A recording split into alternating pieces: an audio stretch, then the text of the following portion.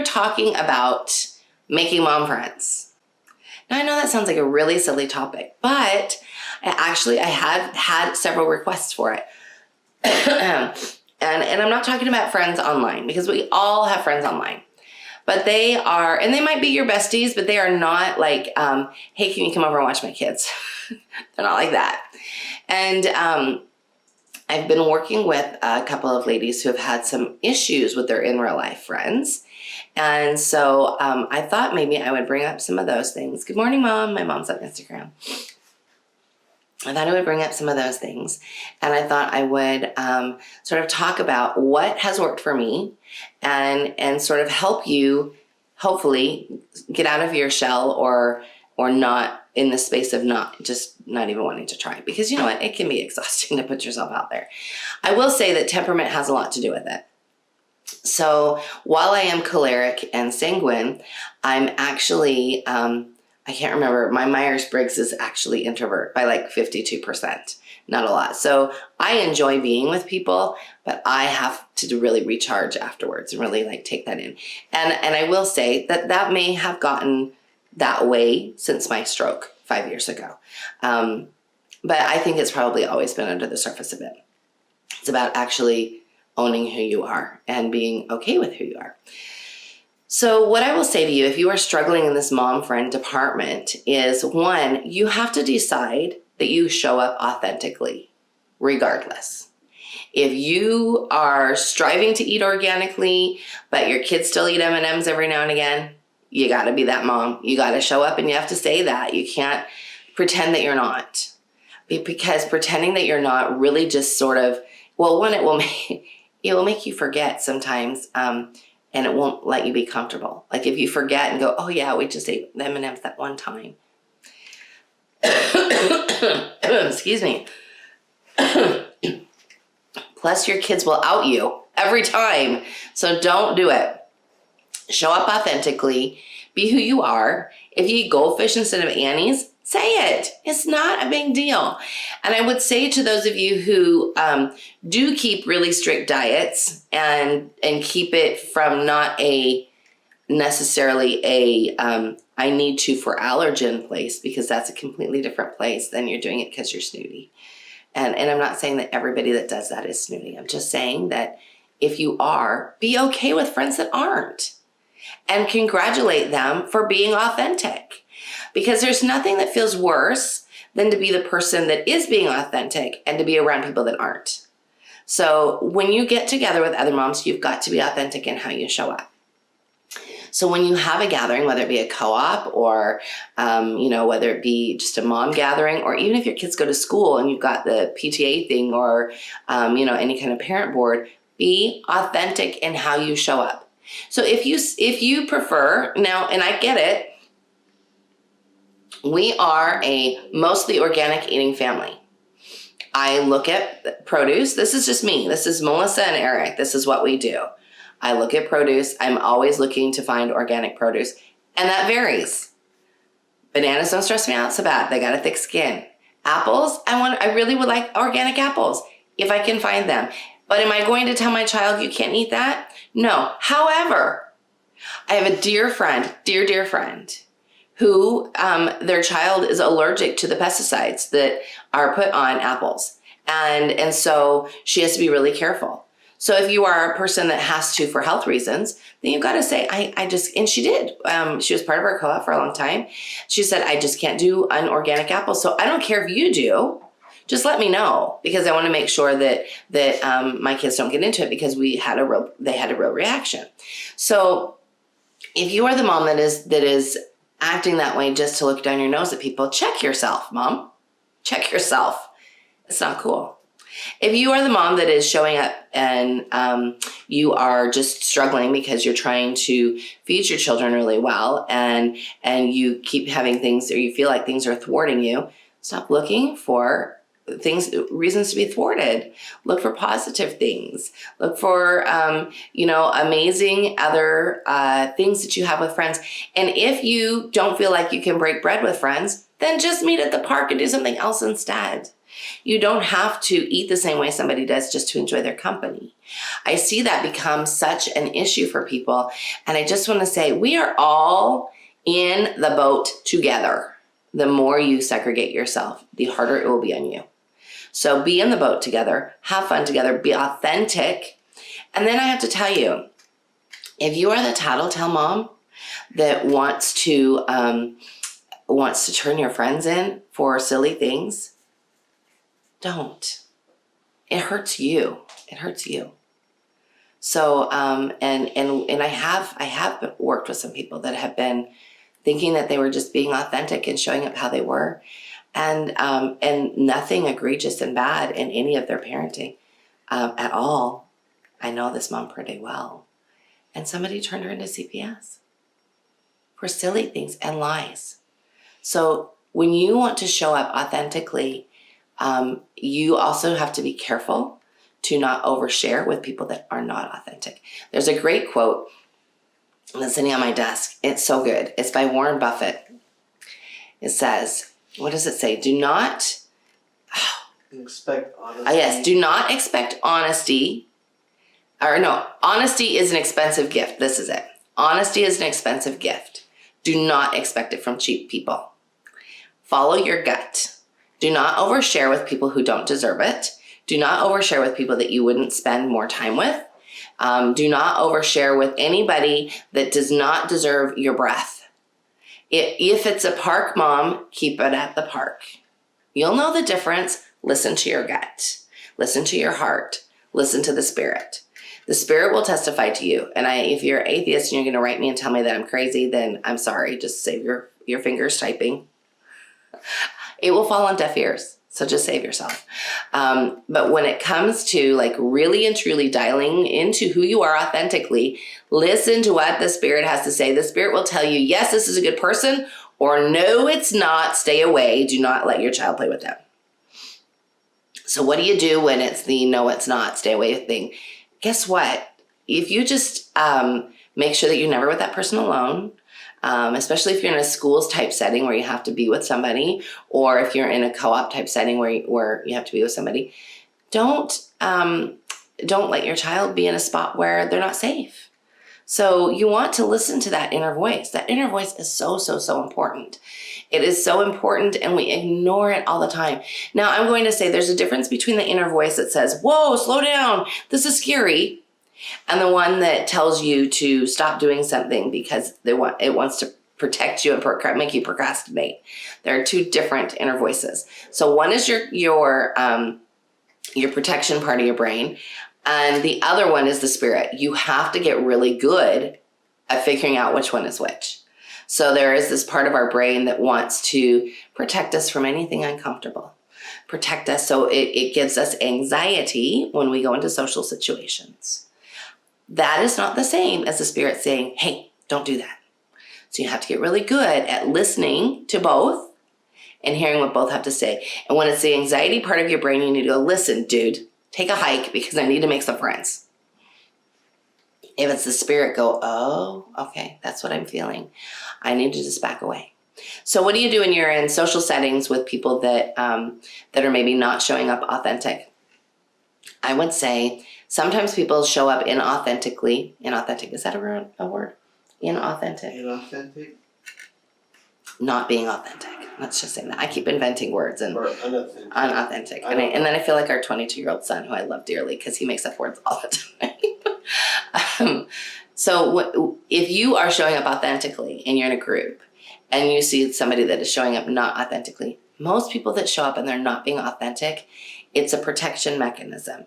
It's because they don't feel comfortable. It's because they feel like they have something to prove. So help that mom know that she doesn't. Help that mom know that she doesn't have anything to prove, that she can trust you, that you are trustworthy, that you make mistakes, or that you've been on this ride too, or that you've sorted things out. Be authentic yourself and allow yourself then to open to this other mom. She will probably figure it out or leave. So, anytime you come into a new social setting, we have, like I said, we have this big co-op, and I love all of the moms in our co-op. Love them all. Love them, love them, love them. And we're growing. So we have new moms that are coming on a fairly regular basis. We have a group of moms coming every month. And you can always tell the ones that are struggling more with social anxiety at first, because they do sort of show up and they're not, they're trying to sort it out, and they're making sure they bring the right thing for co-op potluck, and they're a little stressed out about that. That's normal. That's normal. That's what everybody is like that at first. So then when you've been a couple of times, you want to make sure that you're sort of chilling out. But when we have those moms in our co-op as a leader, and we see that they're not relaxing, then my co-leader and I try to take a vested interest in that person and helping them relax. Because we have in our co-op there, we run the spectrum. Right now there's, I think, 18 families. We're actually about to add 3 more, and about 40 kids. And in that, we have moms that are super, super strict on the diet end of the spectrum, because they have to be. We have moms that have major, major allergies to things I didn't even know you could be allergic to. And then we have moms that are more relaxed, which is probably, I would say, we're more relaxed, but we're not like, let it all hang out. We're not like, let's go to Jack in the Box, relax. No. Definitely not. But we have this full spectrum, and we all love and support one another. And we are all comfortable enough to say, hey, that doesn't work for me. Or we're not doing eggs right now. Or we don't eat meat. And guess what? It's all done in a place of love, and nobody's looking down their nose at somebody who does. So we have moms that we have a mom that's Hare Krishna. And so her dietary stuff is way different. And then we have a Jewish mom. Her dietary stuff is way different. So we are trying to help those moms show up authentically for themselves by allowing them that space to do that. So if you are in a situation where you are really struggling to be authentic, you have to ask yourself why. Step back and go, what am I so afraid of? Am I so afraid that everybody's going to find out that I'm not as Waldorf as they think I am? Guess what? There's no such thing. Just quit. There's no such thing. Get over it. There's no such thing. You are as Waldorf as you need to be for right now. And guess what? You're learning. So as long as you're committed to learning, just keep going. Do you have a question over there? Oh, Rhiannon says, I keep setting up play dates or visits, and there always seems to be boundary issues where the parents want to talk or chat, but I can't see my kids, or they're somewhere else. Right. Like outside or a basement. I try to stay around the area, hold the space, etc., but it doesn't seem to be important to other mamas. I find this challenging. Yes, so I will actually say when we moved to Utah from Idaho, we got together with some local Waldorf moms there, and that started where they wanted to. Do you remember that day, Daddy? We went to that park, and you guys, because you were with us, so we went to this park, and there were other moms there were a couple other moms there. There were, I think, three other moms there, and there were probably 10 kids total. And we were at a playground setting. So that's the first thing I would say, Rhiannon. Meet at a park. Meet at a park. And I'm not sure what the weather is like for you right now, but try to meet in a public space, in a space, especially when you're getting to know somebody. Don't invite them into your home until you know them. Nobody gets to cross the threshold of my house unless I invite them in that I don't know very well. That's And because kids can be territorial. Yes, kids can be very territorial, and you really want to keep your space sacred. So I do not allow, and I don't go to somebody else's house generally that I don't know pretty well. So this is what happened in this situation. We're at the park, and they wanted to meet with me, and we had just moved there. We had only been there. It was still warm outside. So we moved there in September. So it hadn't snowed yet. It was now when I say warm, it was probably in the 50s. So we were all bundled up still, and, heavy sweaters, but we went to the park because there wasn't any snow on the ground and it hadn't been raining. And there were some moms that really wanted to engage me. Imagine that. I'm just teasing. That happens a lot, and it's all good. But this is what you say. I need to hold the space with my child. So I'm going to stand over here with my child so I can at least see them. You are welcome to come with me. That sets the precedent right there. You're welcome to come with me. The other thing I would say is, I really want to have this conversation with you, but it's a pretty adult conversation. I'm not really comfortable having it around my kids. Do you want to call me later? Usually, and then you have to be really careful too, because you're kind of cutting them off at the knees. You want to make sure that you then move the conversation along with something pleasant and something light and something, because they will follow your lead and they may never call you for a play date again. And guess what? That's okay. You don't want that person in your inner circle anyway. So when I did that, when I said, hey, you guys, I need to walk over here so I can hold the space for my child, they both were like, oh, and they walked with me. So most parents do not want to admit that they're checking out from their child.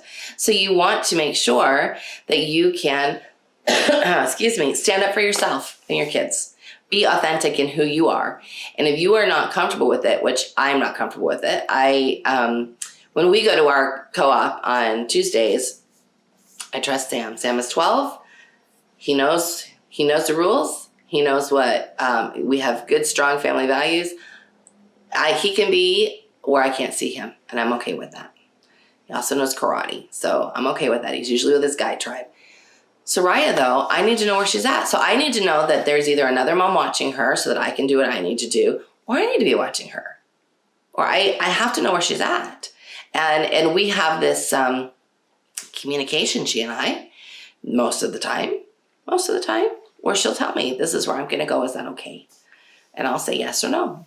I want to be able to see you, or when I call you, you best come. So, that's what I see a lot of, is a lot of moms that are exhausted and checking out. So if you have those mom friends, send them to me. They need to really get a hold of their lives. And in order to do that, you have to own that you are on the road because you chose it. You have to take responsibility for the story you've been telling yourself about being exhausted, and you have to decide to be an agent. And in order to do that, you have to be conscious of it. Go ahead. Oh, Marie Paul Hall asked, what age are you talking about? For letting them go to the playground without me? Yeah. I'm actually talking about all ages. When it comes to holding the space, I want to know where my kids are all the time. And that doesn't mean I'm a helicopter mom. That means, and it doesn't mean I don't trust them. It means that I don't trust the people around them often. And I'm not talking about our co-op moms. Excuse me. I don't know what's going on this morning. It would mean that we're at a park that's a public place, and I want to know where they're at all the time. When we are in a home,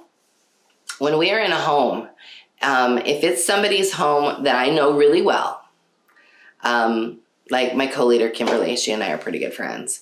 I'm okay with my kids but they're usually out playing outside. I'm not okay with kids being in bedrooms with doors shut. Even in our own house, doors are always open unless you need to be changing your clothes. And when we had little ones that needed to separate from big ones because, they were too little and getting into things, a baby gate is a great invention. So we put the baby gate up. Or if the door's shut intermittently, maybe 30 minutes at a time, and somebody's always checking on them. I want to set children up to succeed, not to fail. And you know how your child will act. You do not know how the other child will act. Even though you are good friends, you can be best friends with somebody, you do not know what goes on inside their home unless you live there. So you want to be sure that you're always in a place where you feel comfortable and confident about what's going on. So again, if you're going to be at somebody's house rather than in an open setting, then my rule is doors stay open. And, but the boys are bothering us. Sorry. Hey, boys, quit bothering them. Just be done. Don't feed into it. It doesn't take as many words as we think it does. Marie, she's asked about the ages. She says, so in a co-op setting that is more private, the 10 to 12-year-olds need an adult around.